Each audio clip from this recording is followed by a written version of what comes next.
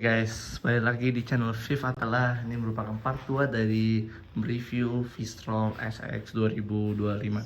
Jadi, kemarin kita udah bahas tentang lowering kit sama standar tengah ini. Sekarang kita akan sedikit membahas terkait crash bar. Alhamdulillah kita sudah pasang crash bar. Kita pasang sendiri nih. Crash barnya ini sebenarnya awalnya ini tidak seperti ini. Ini kalian bisa lihat. Nah, ini kan lumayan simetris ya. Sebelumnya sangat tidak simetris, dimana bagian kiri sini lebih lebar dibanding yang kanan sini. Kanan sini kan tuh masih ada jari.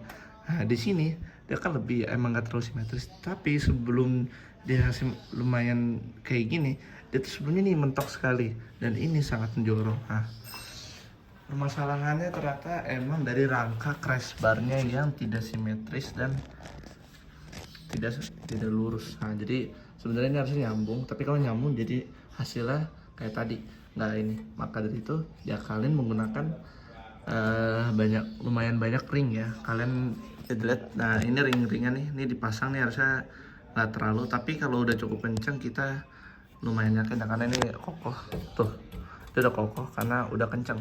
Dan juga di bagian bawah sini, nah ini dia, nih kuncinya juga. Oh panas cuy.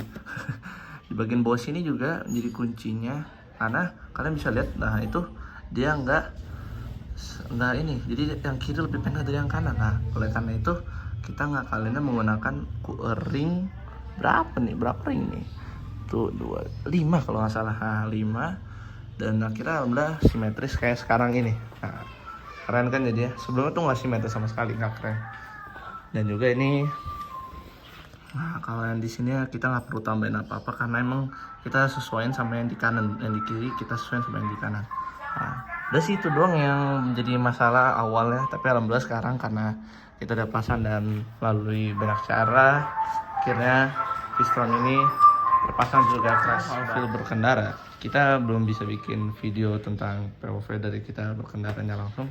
Nah saya hanya menceritakan bahwa mulai dari rem V-Strom ini sangat enak.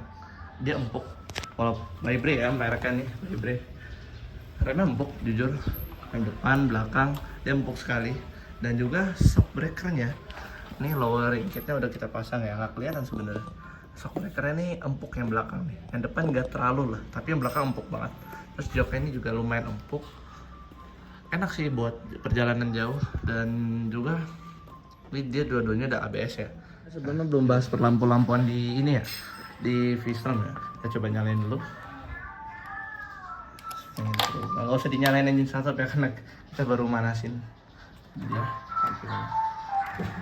Oke, ada iklan dulu. Lanjut kita coba pasangin high beam ya, karena supaya kelihatan juga. Dan ada lampu hazard di sini. Ih cuy, nggak ada lampu hazard. Nggak apa-apa.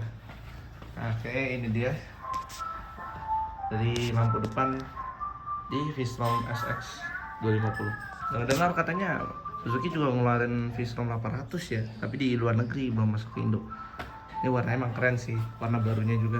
Kita coba lihat yang belakang. Yang belakang nyala nggak sih sebenarnya lampunya? Nah ini bagiannya, sen ini mungkin masih bolong, tapi ini udah LED ya harusnya ya. Kita coba, ya kayak kelihatan mau ngerem. Nah ini ngerem. Nah dia ngerem tuh. Oke lah, keren juga buat V-Strom 250 SX ini. Harganya juga lumayan di bawah kompetitornya juga ya, kita ini sebutnya. Terus juga udah sih itu doang. Nah ini kita masih dalam tahap perbaikan juga, masih kadang-kadang bunyi. Ini yang bikin kita bingung. Jadi kalau nggak dipasangin ini nih, kalau misalnya dia kosong nggak ada HP, dia tuh bunyi sendiri.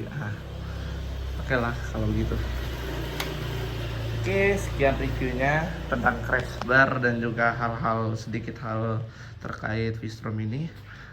Gimana menurut pendapat kalian? Tulis di kolom komentar. Apabila kalian suka, like, comment, and subscribe. Jangan lupa. Semoga video ini menjadi bermanfaat buat kalian semua. Sekian, wassalamualaikum warahmatullahi wabarakatuh.